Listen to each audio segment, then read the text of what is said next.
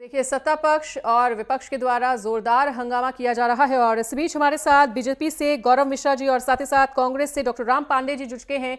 दोनों ही प्रवक्ताओं का बहुत बहुत स्वागत है नेटवर्क 10 पर। गौरव मिश्रा जी, देखिए, सबसे पहले आपके पास आना चाहेंगे। लगातार विपक्षी दलों के द्वारा तो हंगामा किया जा ही रहा था, लेकिन अब सत्ताधारी पार्टी ने भी हंगामा करना शुरू कर दिया है और इस हंगामे के चलते देखिए बीजेपी सांसद के घायल होने की भी सूचना मिल रही है और राहुल गांधी पर धक्का देने का आरोप लगाया गया है आपके द्वारा। क्या कुछ कहना चाहेंगे?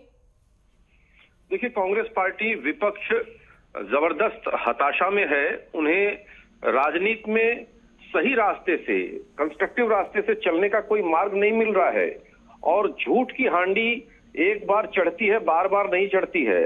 लोकसभा चुनाव में झूठ का कारोबार, मोहब्बत की दुकान में झूठ का सामान बेच करके थोड़ी बहुत सफलता मिल गई तो ये जमीन पे इनके पैर नहीं थे और फिर वापस वो झूठ का दुकान खोल दिया संसद के अंदर।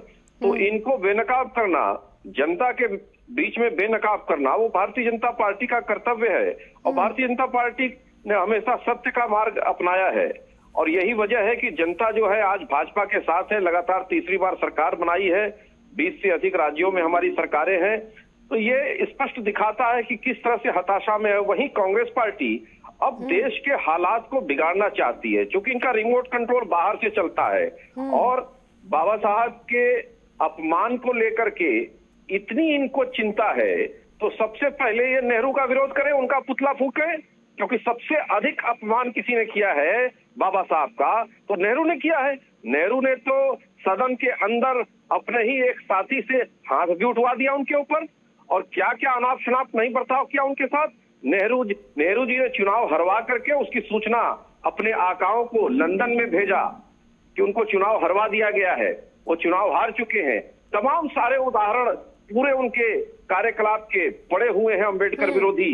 ये कुछ छुपा हुआ नहीं है। सावरकर से अम्बेडकर की दोस्ती ये इनको खलती थी और उस जलस में आग उगलते रहे हैं। गौरव जी, इतिहास की बात देखिए बाद में होगी, बिल्कुल इतिहास की बात बाद में होगी। हम आज ताजा हालातों की बात कर लेते हैं।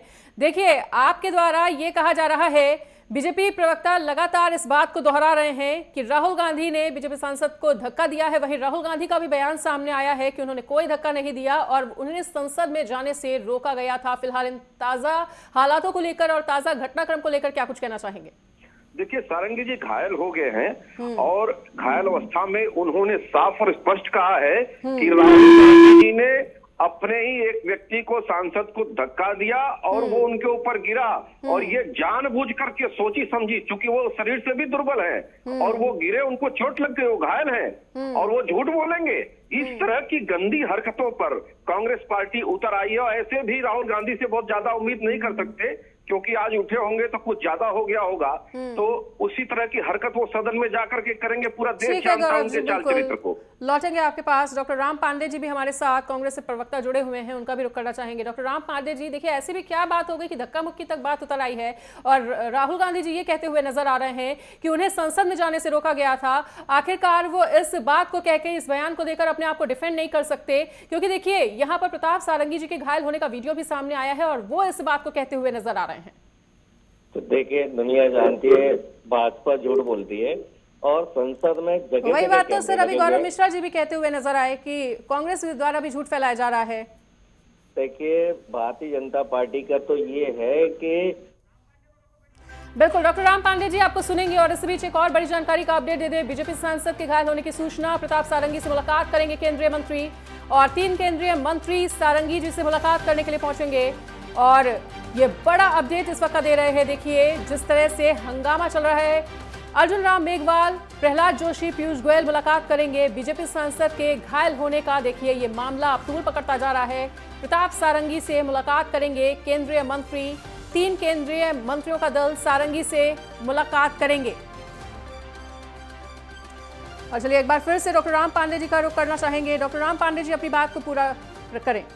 देखिए, संसद भवन में हर जगह कैमरे लगे हुए हैं और जहां राहुल गांधी होते हैं, बड़े नेता होते हैं, वहां मीडिया भी कवर करता है। तो जनता को कैमरे के माध्यम से, वीडियो के माध्यम से सच्चाई बताई जा सकती है। जो घटना है उसका पूरा वीडियो बताया जाए। और ये सारंगी तो शायद केंद्रीय मंत्री थे, इनको तो अमित शाह ने हटवाया था कि इनको हटाओ, ये किसी काम के नहीं है। अब उन्हीं के कंधे पर बंदूक रखकर चलाना चाह रहे हैं। और कैसी बच्चों जैसी बात कर रहे हैं। राहुल गांधी ने धक्का दे दिया, राहुल गांधी ने घूर दिया, राहुल गांधी ने ये बच्चों की बातें होती है। बात होती है कि आपने संसद में क्या कहा। आपने संसद में कहा अम्बेडकर अम्बेडकर अम्बेडकर फैशन हो गया है। भगवान का नाम लेते तो वो आपको 7 जन्मों का लाभ मिलता। मैं गरीब बस्तियों में जाता हूँ, दलित बस्तियों में जाता हूँ, अम्बेडकर को लोग भगवान मानते हैं, पूजते हैं, उनके मंदिर बने हुए हैं, उनकी आरती उतारते हैं। और आज जो हमारा दलित समाज है, गरीब समाज है, सर बीजेपी जब भगवान का नाम लेती है आप उसमें भी घेरने का काम कर देते हैं कि राम के नाम पर राजनीति होती है, यहाँ पर भगवान के नाम पर राजनीति होती है। और ऐसे में अब यही बात आप भी दोहरा रहे हैं कि अगर भगवान मानते और उन्हें पूछते तो ये हो जाता। सर देखिए, अपने ही वाक्यों से इतर बात करना कुछ समझने योग्य बात नहीं है। मैं जाता हूँ, दलित बस्तियों में जाता हूँ, काम करने जाता हूँ, मैंने अम्बेडकर जी के मंदिर देखे हैं। और जो दलित समाज है, गरीब समाज है, वो यदि पूजा कर रहा है तो भारतीय जनता पार्टी को क्या दिक्कत है। भारतीय जनता पार्टी का काम ही है महापुरुषों का अपमान करना। इन्होंने वर्षों महात्मा गांधी जी का अपमान किया, वर्षों से पंडित नेहरू जी का अपमान कर रहे हैं। अब ये अम्बेडकर जी का भी अपमान करने के लिए आ गए। जिन अम्बेडकर जी ठीक है, डॉक्टर राम पांडे जी बिल्कुल सुनेंगे आपको, बिल्कुल दोनों ही प्रवक्ताओं के पास लौटेंगे और इस बीच राहुल गांधी क्या कुछ कह रहे हैं वो भी सुनवाते।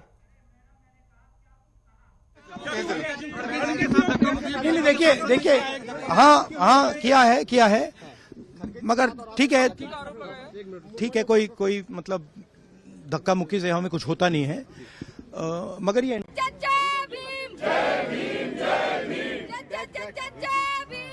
चलिए डॉक्टर राम पांडे जी फिर से आपके पास लौटना चाहेंगे। देखिए लगातार आप बीजेपी पर निशाना साध रहे हैं, हम चाहेंगे कि एक रिएक्शन आप केंद्रीय गृह मंत्री अमित शाह की भी बात पर कहें, क्योंकि केंद्रीय गृह मंत्री अमित शाह ने भी कांग्रेस पर निशाना साधा है कि लगातार अंबेडकर की मुद्दे पर वो कहीं ना कहीं घेरने का काम करते हैं बीजेपी को।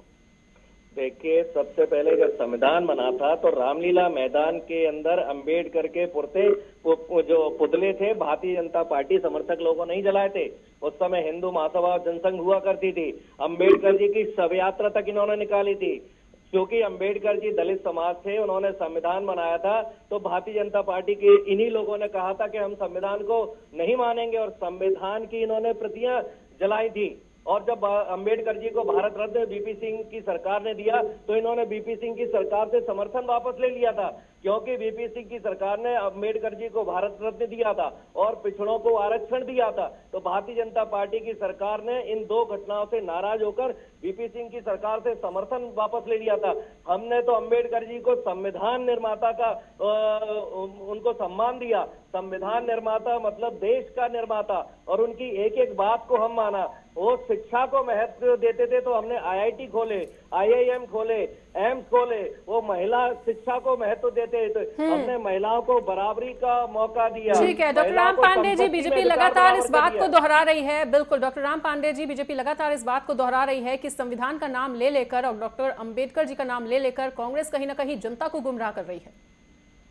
देखिए, अभी मध्य प्रदेश में एक विजयपुर में चुनाव था, वहां बीजेपी के समर्थकों ने बाबा साहब अम्बेडकर जी की मूर्ति को तोड़ दिया। और जहां जहां हिंदुस्तान में बाबा साहब की अम्बेडकर की मूर्ति तोड़ी जा रही है, कहीं उंगली काटी जा रही है, कहीं उनको डैमेज किया जा रहा है, तो ये सब भारतीय जनता पार्टी के लोग पूरे देश में बाबा साहब अम्बेडकर की मूर्ति को तोड़ते हैं। ये महापुरुषों का अपमान करने की अमित शाह जी, मोदी जी और भारतीय जनता पार्टी को आदत पड़ गई है। ये कह रहे थे सावरकर और अंबेडकर दोस्त थे। अरे अंबेडकर जी हमेशा सावरकर जी के विरोध में रहते, हमेशा सावरकर जी की हर चीज का उन्होंने विरोध किया। डॉक्टर राम पांडे जी सुन लिया आपको, बिल्कुल आपको स्क्रीन टाइम मिल चुका है। गौरव पांडे जी के पास माफी चाहेंगे, गौरव मिश्रा जी के पास भी लौटना चाहेंगे। गौरव मिश्रा जी, एक लास्ट लाइनर रिएक्शन आपका।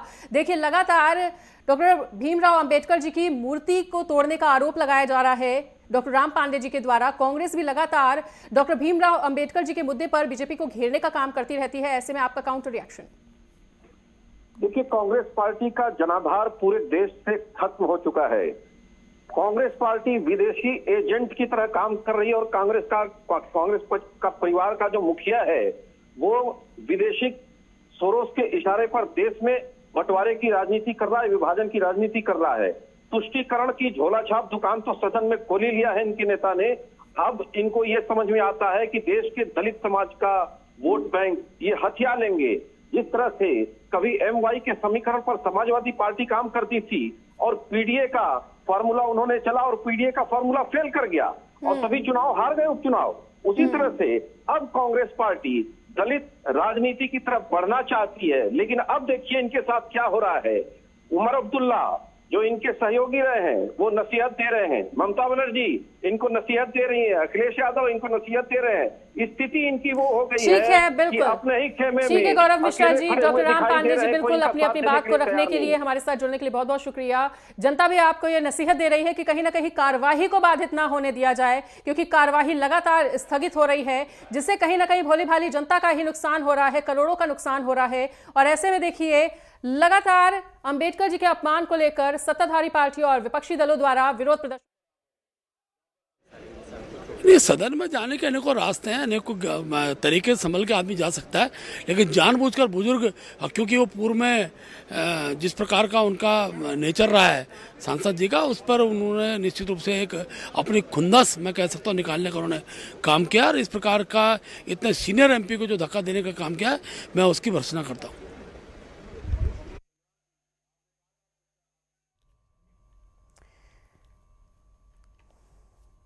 तो देखिए सत्ताधारी पार्टी के द्वारा लगातार अब कांग्रेस पर आरोप लगाए जा रहे हैं।